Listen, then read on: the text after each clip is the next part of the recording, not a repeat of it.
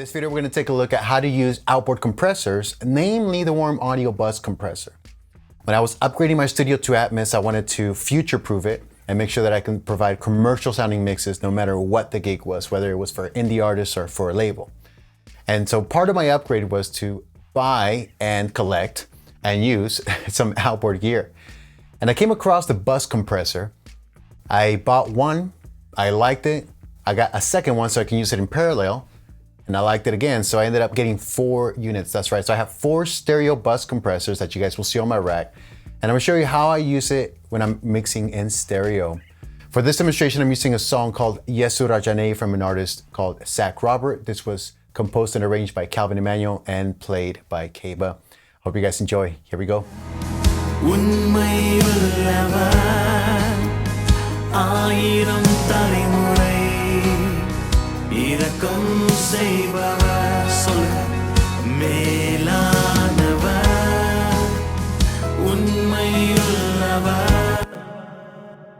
So as you guys can hear from the arrangement, this has everything you want in a big production. You have acoustic drums, percussions, bass, acoustic guitars, electric guitars, piano, keys, pads, synths, strings, main vocals, harmony vocals, and backing. All right, so how is this laid out? Well, we have everything organized. It's really important that we have everything organized.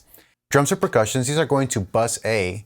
The bass is also being routed to bus A, so I can glue the bass and the drums and the percussions together. The guitars and the piano are going to bus B. The pads and the strings are going to bus C, and all the vocals, including the backing, are going to bus D.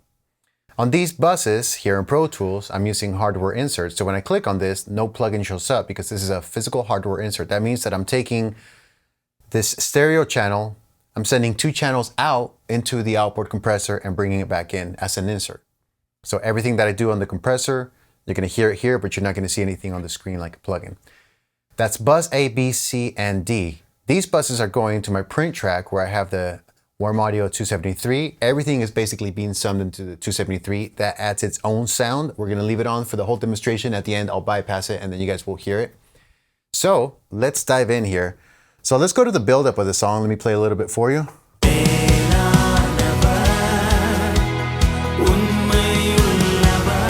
All right, and after the buildup, you have the bloom. So that's like the most energetic, loudest part of the song. So let's figure out how to set up these compressors. We're using the same compressor model 4 times. And the reason I'm using this compressor over others is that it has a lot of versatility and it's a great compressor for the price. So what I'm gonna do is I'm gonna solo the drums and we're gonna listen to that. We're gonna adjust the compressor and we'll add in the percussions and the bass.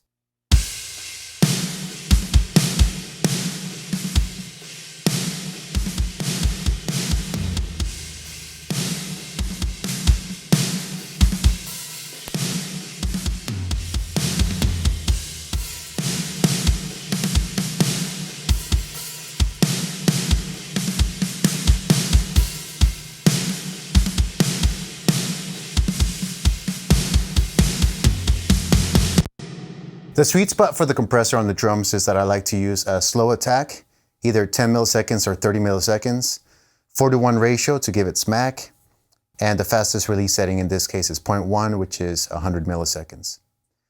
If you engage the transformer, it adds harmonic saturation. We'll decide whether we want that or not. But let's add in the percussions and the bass.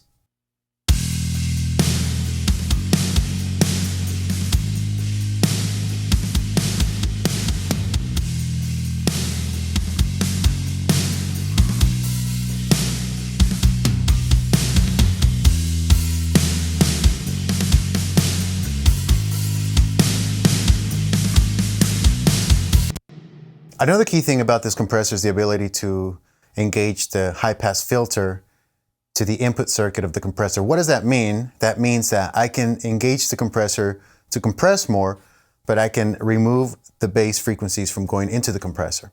So you get this type of effect.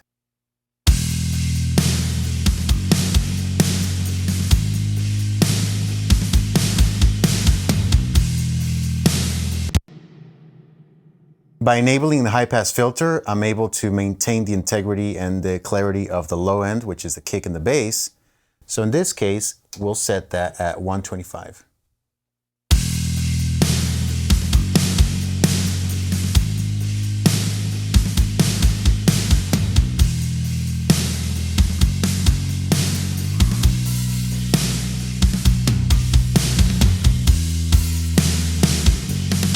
And I found from trial and error and from experience that finding the right compressor settings is really important. And then I usually like to just compress a dB or 2 max. Okay, let's add in the guitars.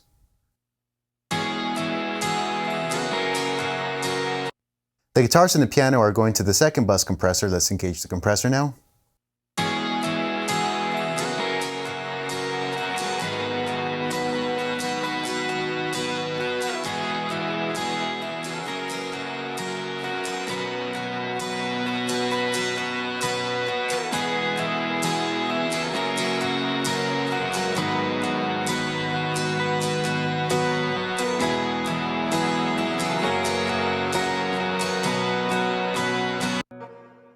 For the guitars and the piano, I do want to engage the transformers because this adds a little bit of harmonic saturation, which gives a nice mid-range shine that cuts through the mix. Let's hear that in context with the bass and the drums.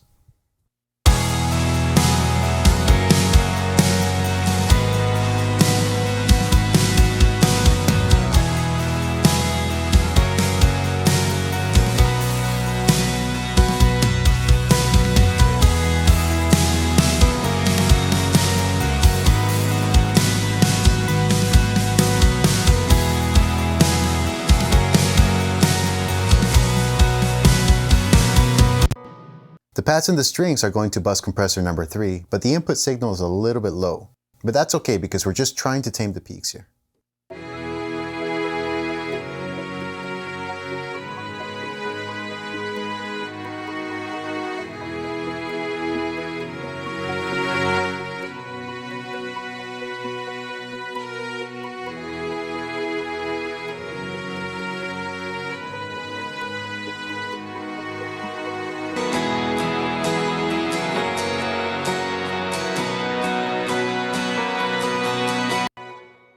So for instruments like the guitars, the pianos, and the strings, I like to use a 3:1 ratio, a slow attack, and the auto release mode.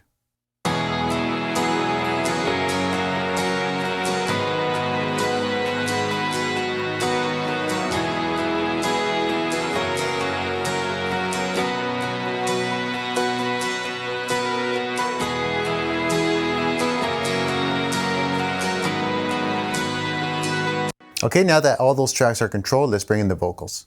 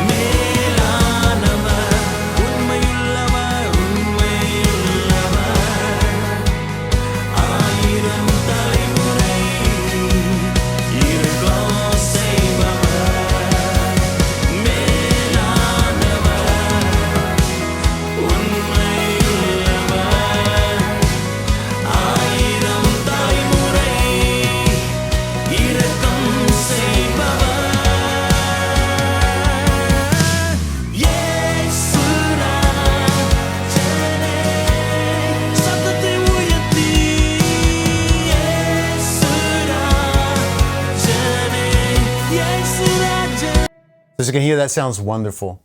And having the compressors there just really helps to hold the mix together. It's almost like volume writing while giving saturation and character to the song.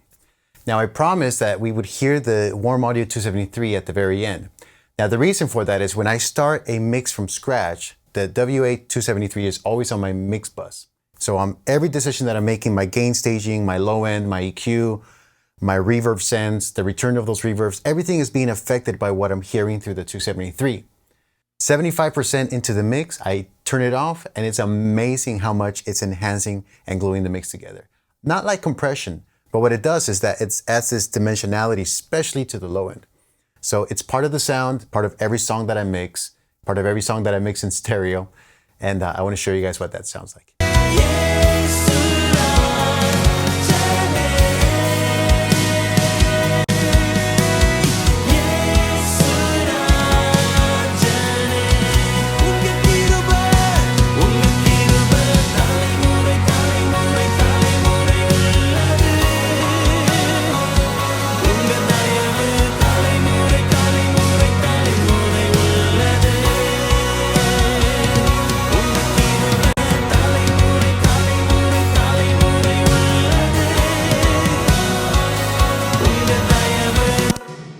Now, I know that can be subtle, but if you're listening on your studio monitors and you crank it up, you're gonna feel the low end expand. Not like an EQ, because we don't have the EQ engaged. It's just that transformers does something to the sound, which is amazing. All right, guys, so that's all the time that we have for this video. Again, my name is Alex here on Alex Pro Mix. If this is your first time watching, I invite you to subscribe, like, and share. This channel was created for you, the artist, the producer, and the engineer. If you have any questions about this equipment or mixing or anything like that, please feel free to hit me up in the chat. I hope you guys enjoyed this video. I'll see you guys again real soon. Peace.